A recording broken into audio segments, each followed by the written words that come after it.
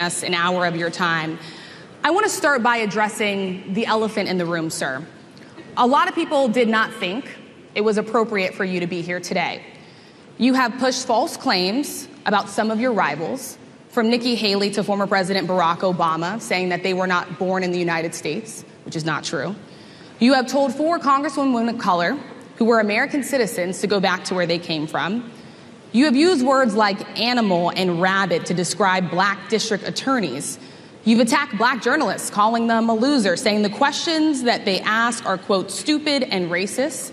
You've had dinner with a white supremacist at your Mar-a-Lago resort. So my question, sir, now that you are asking black supporters to vote for you, why should black voters trust you after you have used language like that? Well, first of all, I don't think I've ever been asked a question in such a horrible manner. First question. You don't even say, hello, how are you? Are you with ABC? Because I think they're a fake news network, a terrible network.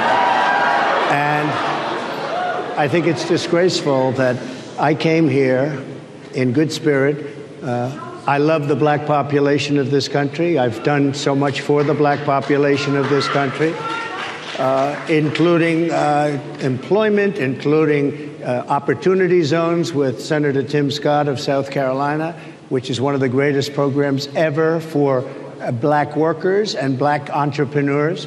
I've done so much, and and I say this, historically black colleges and universities were out of money, they were stone cold broke, and I saved them, and I gave them long-term financing, and nobody else was doing it.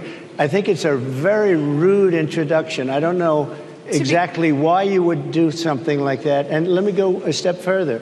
I was invited here, and I was told my opponent, whether it was Biden or Kamala, I was told my opponent was going to be here. It turned out my opponent isn't here. You invited me under false pretense.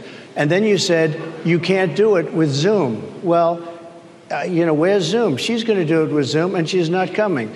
And then you were half an hour late. Just so we understand, I have too much respect for you to be late. They couldn't get their equipment working, or something was wrong. Mr. President, I would love if you can answer the question on your rhetoric and why you believe that black voters should trust you with another 4 years. I have been the best president for the black population since Abraham Lincoln. That's my answer. Better than President Johnson, who signed the Voting Rights Act? And for you to start off a question and answer period, especially when you're 35 minutes late because you couldn't get your equipment to work, in such a hostile manner, I think it's a disgrace. Let me just ask a follow-up, sir, and then we'll move on to other questions here.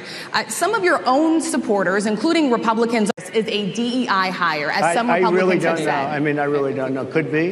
There are some, and there are plenty. I know this lady right over there, Harris, is a fantastic person who just interviewed me at length.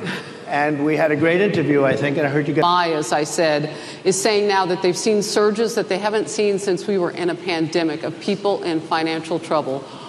Much of that falls on the shoulders of single moms, single black moms, when you look statistically. Yeah. How do you turn it around? What's your plan for the black community when it comes to money? So, first of all, it's very hard to hear you for whatever reason because of the fact that they have bad equipment, because I guess, this woman was unable to get the right equipment. But it's very hard for me to hear you, but I can hear every other word. It's very difficult, actually.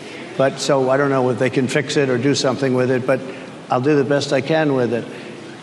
The inflation is absolutely destroying our middle class, our working class, virtually every class. Inflation is a disaster in our country.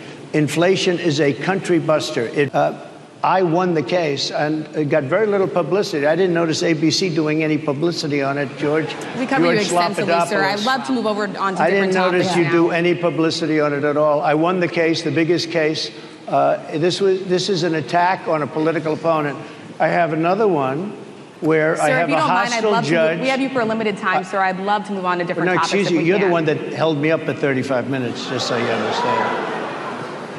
If we can move on now to the state of the race, sir, I want to get back to the campaign. Senator J.D. Vance is your running mate. He's had a lot of controversy lately, and I want to read you a few things that he has said in the past. The world history, the greatest leaders, some of the greatest leaders in the world were in their 80s. But here's the question. Would you consider stepping down if you felt that your health was declining? Or would you? Oh, absolutely. And who would? I think I'd know. How would you make that decision? I think I'd know. Look, if I came onto a stage like this and I got treated so rudely as this woman treated me. Oh my goodness. And I'm fine with it because she was very rude, sir.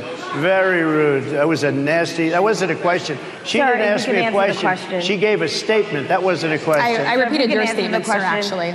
You said you would. You would. Oh,